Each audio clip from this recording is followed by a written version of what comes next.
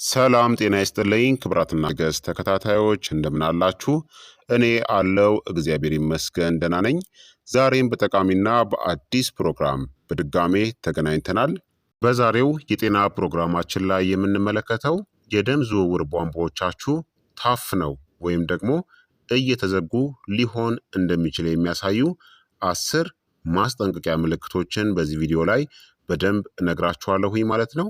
ይህ የጤና ትምህርት ታዲያ ለበርካታ ሰዎች እንዲደርስ ሁላችሁም በቅንነት ላይክና ሼር በማድረግ ሌሎችንም አስተምሩ አሳውቁ እላለሁኝ።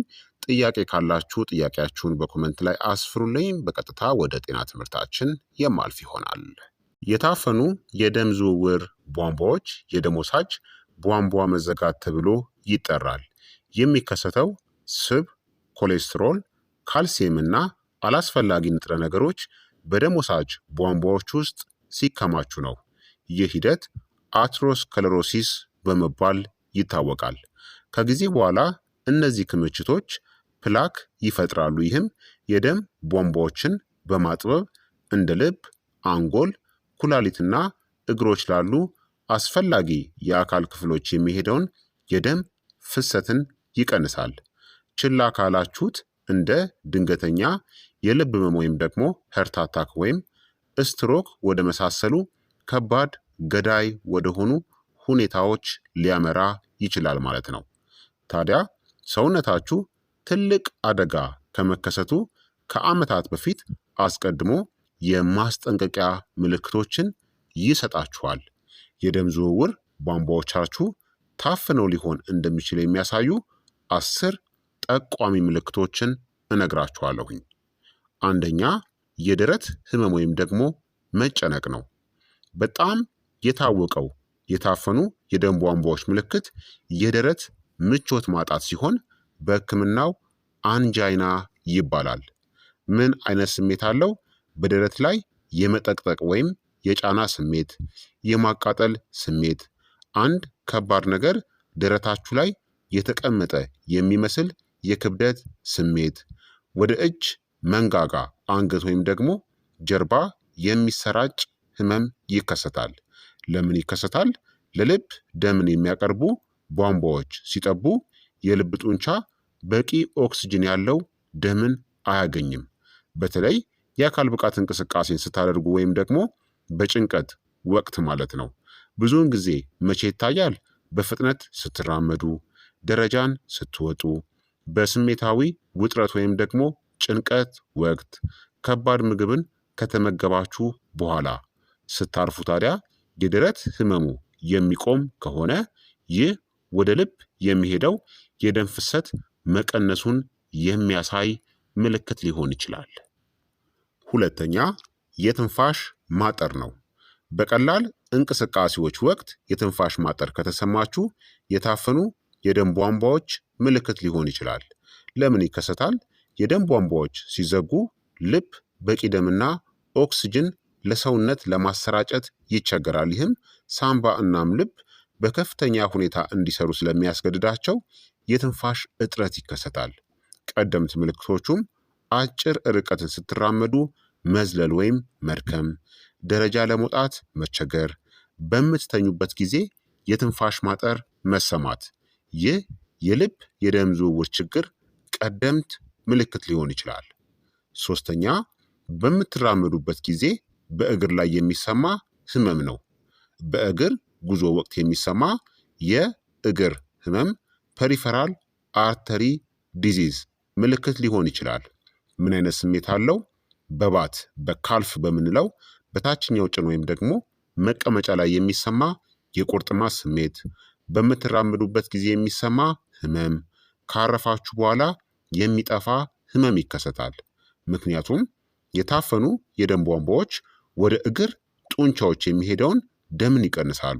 ስትራመዱ ጡንቻዎቻችሁ ተጨማሪ ኦክስጅንን ይፈልጋሉ፣ ነገር ግን የደም አቅርቦቱ ሊያሟላው አይችልም። ህመሙ ታዲያ በእግር ጉዞ ወቅት መጥቶ ስታርፉ የሚጠፋ ከሆነ የደም ዝውውራችሁ ተጎድቶ ሊሆን ይችላል። አራተኛ የቀዘቀዙ እጆችና እግሮች ነው። በታፈኑ የደም ቧንቧዎች ምክንያት የሚመጣ ደካማ የደም ዝውውር የእጅና እግር ጫፎች ባልተለመደ ሁኔታ እንዲቀዘቅዙ ያደርጋቸዋል። የሚከሰትበት ምክንያትም የደም ቧንቧዎች ሲጠቡ ወደ እጆች፣ እግሮችና ጣቶች የሚደርሰው ሞቅ ያለ ደም ይቀንሳል።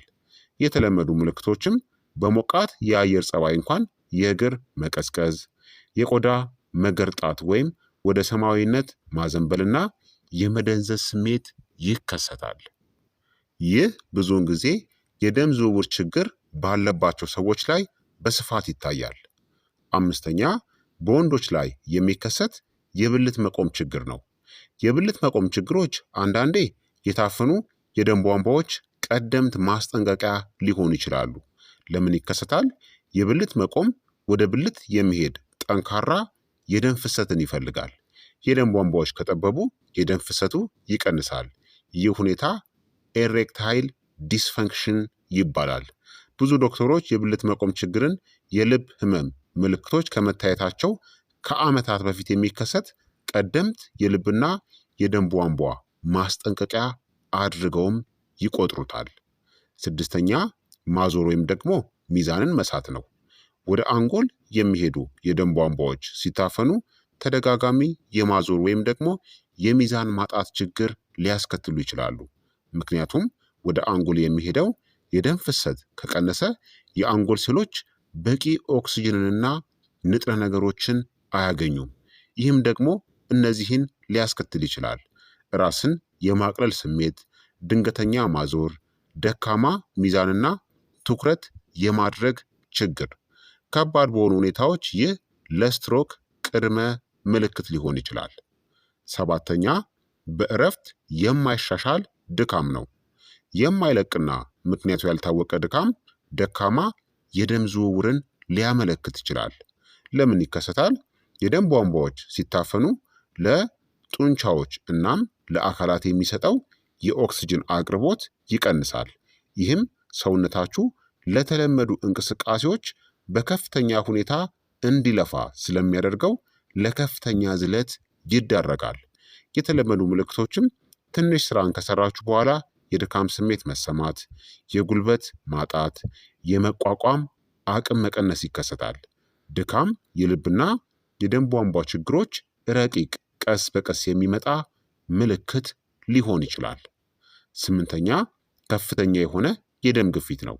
ስር የሰደደ ከፍተኛ የደም ግፊት ለደም ቧንቧ መታፈን ምክንያትም ውጤትም ሊሆን ይችላል። ይህ ሁኔታ ሃይፐርቴንሽን ይባላል። የሚከሰትበት ምክንያትም የደም ቧንቧዎች ሲጠቡና ሲደነድኑ ልብ ደሙን በእነሱ ውስጥ ለማሳለፍ በከፍተኛ ኃይል መምታት አለበት። ይህም ከጊዜ በኋላ የደም ግፊትን ይጨምረዋል። መደበኛ የምንለው የደም ግፊታችሁ 120 በ80 አካባቢ ሲሆን አደጋው የሚጀምረው ታዲያ ውጤቱ በቋሚነት ከ130 በ80 በላይ ሲሆን ነው። ዘጠነኛ በእግር ወይም በእጅ ላይ የሚዘገዩ ቁስሎች ነው። በእግራችሁ ላይ ያሉ ጭረት ወይም ደግሞ ቁስሎች ለመዳን ረጅም ጊዜን የሚወስዱ ከሆነ የደም ዝውውር ችግር ሊኖር ይችላል። ቁስል ለመዳን ኦክስጅንንና የበሽታ መከላከያ ሴሎችን የሚያመጣ ጥሩ የደም ፍሰት ያስፈልገዋል። የታፈኑ የደም ቧንቧዎች ይህንን አቅርቦት በመቀነስ ፈውሱን ያዘገያሉ።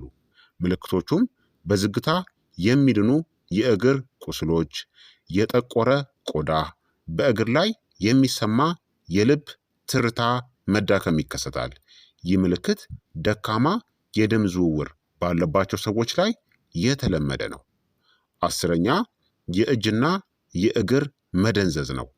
የቀነሰ የደም ፍሰት ነርቮችን በመንካት ያልተለመዱ ስሜቶችን ሊፈጥር ይችላል። የተለመዱ ስሜቶችን እንደ መርፌ የሞጋት መሰል ስሜት፣ በእጅ ወይም በእግር ላይ የመደንዘዝ ስሜት፣ በእግር ላይ የማቃጠል ስሜት ይከሰታል። ለምን ይከሰታል? ነርቮች በትክክል ለመስራት በኦክስጅን የበለጸገ ደም ያስፈልጋቸዋል። የደም ቧንቧዎች ሲታፈኑ ነርቮች ሊቆጡ ወይም ሊጎዱ ይችላሉ ማለት ነው። ታዲያ ለደም ቧንቧ መታፈን ዋና ዋና መንስኤዎች የምንላቸው በርካታ የአኗኗር ዘይቤዎች የደም ቧንቧ መታፈንን ያፋጥናሉ። ዋና ዋናዎቹም ማጨስ፣ ከፍተኛ የሆነ ኮሌስትሮል፣ ከፍተኛ የደም ግፊት፣ የስኳር በሽታ፣ ከመጠን በላይ ውፍረት፣ የአካል ብቃት እንቅስቃሴን አለማድረግና በተቀነባበሩ ምግቦች የበለጸገ አመጋገብ ካላችሁ ለደም ቧንቧ መታፈን ወይም መዘጋት ዋና ዋና መንስኤዎች ናቸው። ታዲያ የደም ቧንቧዎቻችሁን ለመጠበቅ ማድረግ ያለባችሁ ነገር የዕለት ተዕለት ልምዶች የደም ዝውውርን በከፍተኛ ሁኔታ ሊያሻሽሉ ይችላሉ። የደም ቧንቧን የሚያጸዱ ምግቦችን ተመገቡ። ለምሳሌ ነጭ ሽንኩርት፣ የወይራ ዘይት፣ አረንጓዴ ቅጠላቅጠሎች፣ ለውዝና ስባማ አሳ ወይም ፋቲ ፊሽን። እንዲሁም በየቀኑ ተራመዱ። የ30 ደቂቃ የእግር ጉዞ እንኳን የደም ዝውውራችሁን ያሻሽለዋል። ስኳርና የተቀነባበሩ ምግቦችን ቀንሱ። ጤናማ የሰውነት ክብደትን ጠብቁ።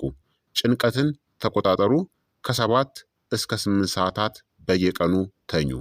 ብዙ ሰዎች ከባድ አደጋ እስኪከሰት ድረስ ግልጽ ምልክቶች ሳይታዩባቸው የታፈኑ የደም ቧንቧዎች ሊኖራቸው ይችላል ማለት ነው። እነዚህ ካጋጠሟችሁ የደረት ህመም፣ ከባድ የሆነ የትንፋሽ ማጠር፣ ድንገተኛ ድክመት፣ ለመናገር መቸገር ካጋጠማችሁ ወዲያውኑ ወደ ሕክምና ተቋም መሄድ ይኖርባችኋል ማለት ነው። ስለዚህ ክቡራትና ክቡራን ተመልካቾቼ የዛሬው የጤና ትምህርት እንግዲህ ይህንን ይመስል ነበረ። እንደተማራችሁበትም ተስፋ አድርጋለሁኝ። ሀሳብ አስተያየታችሁ ደግሞ አይለኝ ይላለው። ይህ የጤና ትምህርት ለበርካታ ሰዎችም እንዲደርስ ሁላችሁም በቅንነት ላይክና ሼር በማድረግ ሌሎችንም አስተምሩ አሳውቁላለሁኝ። ጥያቄያችሁን በኮመንት ላይ ማስፈር አትዘንጉ። በቀጣይ የጤና ትምህርት እስከምንገናኝ እኔንም እናንተንም ቸር ያቆየን። መልካም ጊዜ፣ መልካም ቆይታ። ቻው ቻው።